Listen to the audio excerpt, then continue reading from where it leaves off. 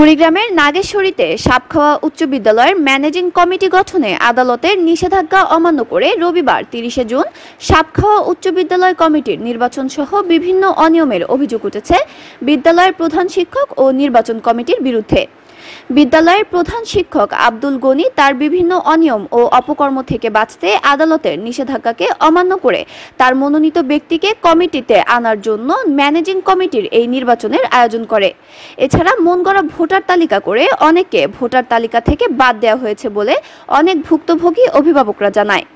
এই বিদ্যালয়ের প্রধান শিক্ষক সাহেব যথাযথভাবে এই নিয়ম কানুনগুলো না মেনে কিছু সংখ্যক ভোটার ওনার মন গড়াভাবে দেখা যায় যে উনি ভোটার তালিকায় অন্তর্ভুক্ত করেন নাই। পুনরায় সঠিকভাবে ভোটার তালিকা প্রস্তুত করে সুন্দর ও সুষ্ঠু নির্বাচনের দাবি করেছেন বিদ্যালয়ের শিক্ষার্থী ও অভিভাবকরা। এই বিষয়ে প্রিজাইডিং অফিসার ও নাগেশ্বরী উপজেলা মাধ্যমিক শিক্ষা কর্মকর্তা কামরুল ইসলাম জানান, ইতিপূর্বে অভিযোগ পাওয়া গেছিল ভোটার তালিকা বিষয়ে, এই বিষয়ে আদালতে মামলা হয়েছে, মামলার মাধ্যমে এটা নিষ্পত্তি হবে।